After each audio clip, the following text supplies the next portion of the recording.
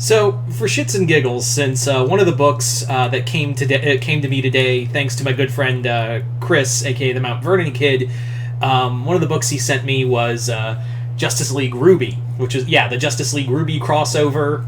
That don't worry, I will do a review of it once I'm done reading it. But as I'm reading it, I did get a fun idea. Now, for those who don't know, in this Justice League RWBY crossover, because there will be another one in the next year that will be more a traditional crossover with the RWBY characters meeting the Justice League in the DC universe. But in here, this one's a little out of canon because this one has a RWBY version of the Justice League characters. Like, their powers are connected to semblances. Some of them are faunus, some of them are otherwise.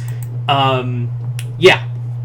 So I thought it'd be kind of fun as a cute little kooky idea to do a story of having the RWBY characters, having other characters in the RWBY universe, as in other DC characters that we didn't see in this universe, and what would they be like in a RWBY universe? What would their semblances be and how would they translate to their powers? Things like that.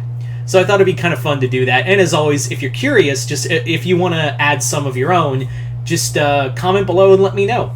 So let's get started with the one first and foremost that I thought of when I thought of this idea, and that's the Joker. So the Joker in here, I think, would be, I wouldn't say like an anti-faunus kind of guy, because in the comic, Batman's a bat-faunus.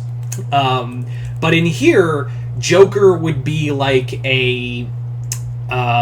you wouldn't know where he came from. I'd like to keep that origin up in the air, but he likes to like wear clown makeup, and he is pretty young. Like, he's still like a young Joker who's putting on the makeup, and he's a big fan of Tyrion. Side note, I really hope in the upcoming RWBY DC Universe crossover, we get a Joker and Tyrion to meet up. I really do hope Joker and Tyrion do meet in that crossover.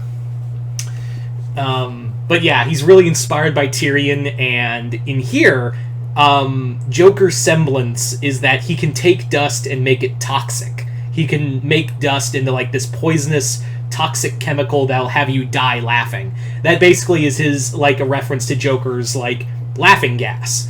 So that's what he does. He corrupts dust and makes it toxic. He'll just, like, take a handful of dust out and just right in your face.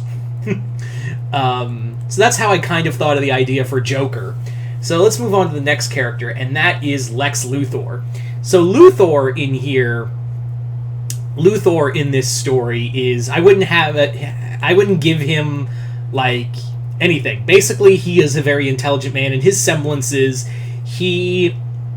Luthor is, LexCorp in here would be a rival company to the Schnee Company, and he is essentially at war with the Schnee Dust Company, and trying to make LexCorp the leading user of dust.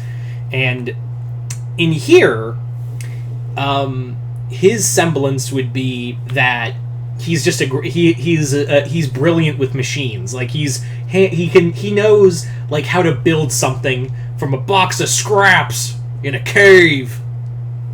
Yeah, I made that reference. I know.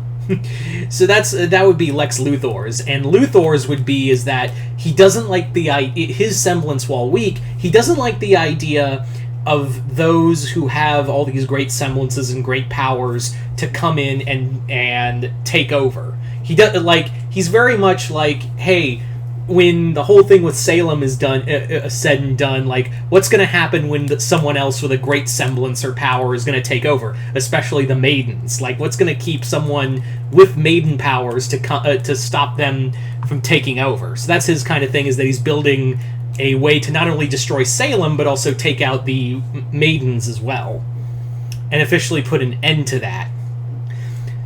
So that's Luthor. Let's move on now to another villain, Black Manta. So Black Manta in here, Manta, his semblance would be that he can basically,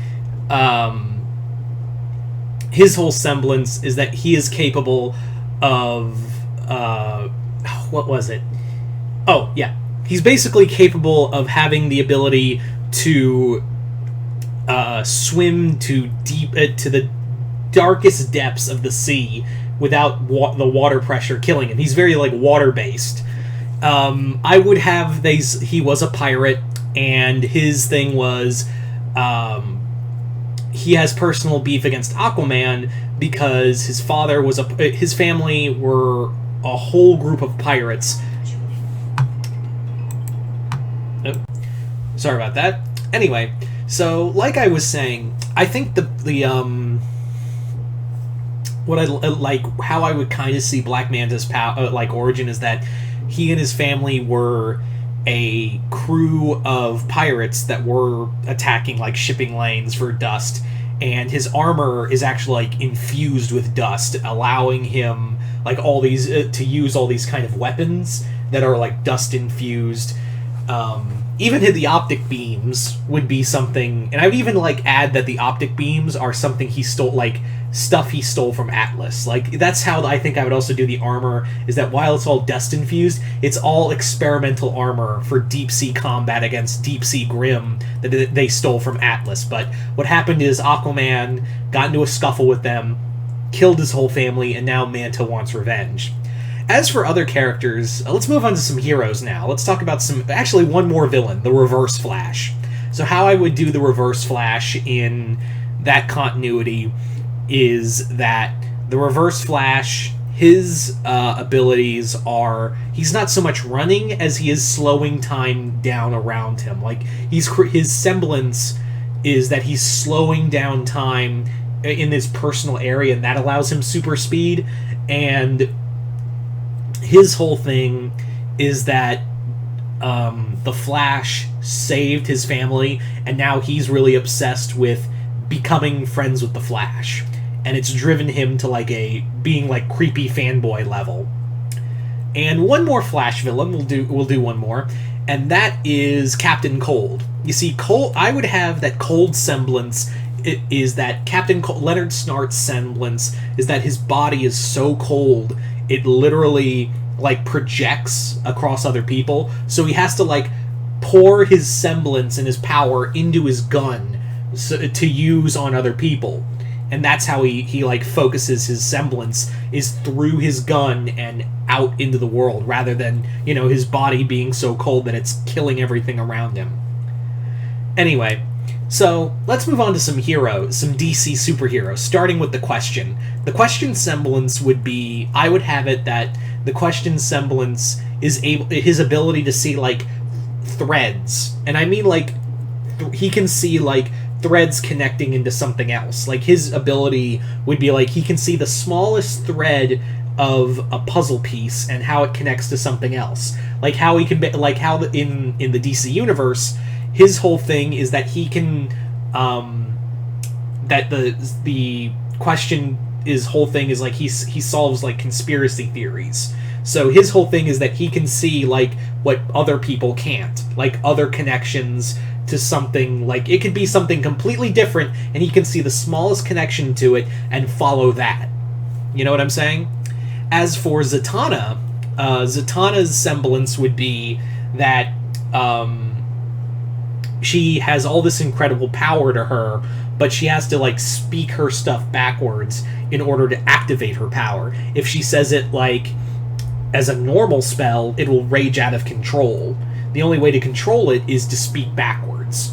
But every time she does speak backwards, the spell has to be like precise. If she gets one word wrong in that whole thing, it'll alter reality in some capacity. Constantine, his semblance would be, I don't know, the magic ones are kind of hard to do for semblances. I would say like Constantine's semblance would be that he has to like smoke in order to activate his semblance, which is all like casting illusions and whatnot. So he would have to like smoke, like the cigarette smoke would be the only way to activate his semblance. So that kind of ties into like Constantine needing to smoke all the time. Plastic Man would obviously be stretching. That's his semblance, that he's capable of like extending himself. But the thing is, his aura doesn't extend with him. So every time he stretches, he's putting a vital part of his body on the line. So when he's normal, like when he's not stretching, his aura is like everyone else's, like it can protect him like a shield. But every time he stretches, his field of aura doesn't extend with him. So every time he stretches, he's literally putting his body on the line and facing serious damage in the process. Like, that's his whole thing. I would say, for others, I would say, like, Hawkman's semblance would be that it wouldn't be... He would be, obviously, a Hawk Faunus, him and Shiera. But Carter's semblance would be that he can basically channel his aura into his mace and completely devastate, like, any kind of, like, dust. Like, any kind of glyph or summon or dust-centric armor or even aura, he can just one-hit KO it. Obviously, a direct reference to Nth Metal being the, you know, the thing that beats out magic.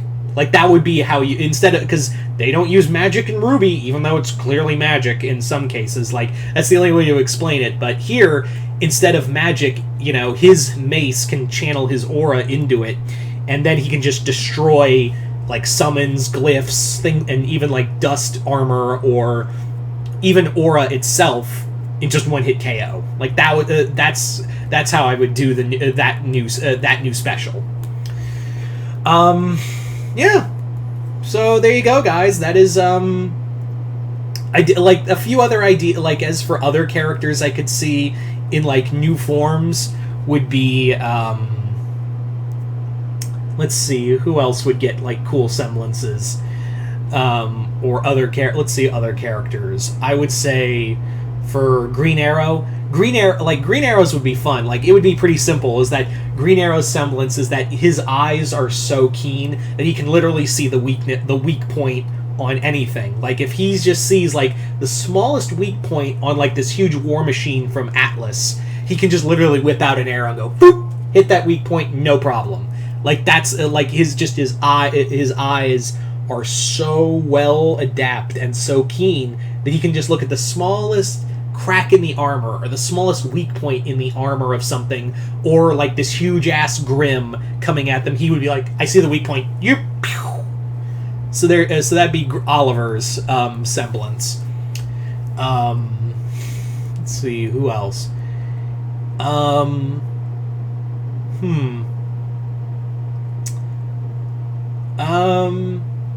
I would say for Raven, I would say Raven's semblance would be that she can basically control Grim. Like, that would be her thing. Like, she can take power and control Grim, but the thing of it is, like, she can pull...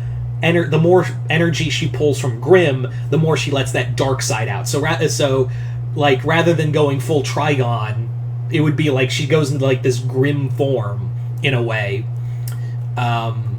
As for, like, it would be kind of a fun thing also, just going back to villains real quick, I would have to explain Ra's al Ghul in a RWBY universe, would be that Ra's, instead of a Lazarus pit, it's a pit he found hundreds of years ago of where Salem died and was reborn. Like, it's the same pit, black pit, where she fell into and became what Salem is now. So he basically takes small dips into it to keep his immortality, and it also gives him bouts of insanity.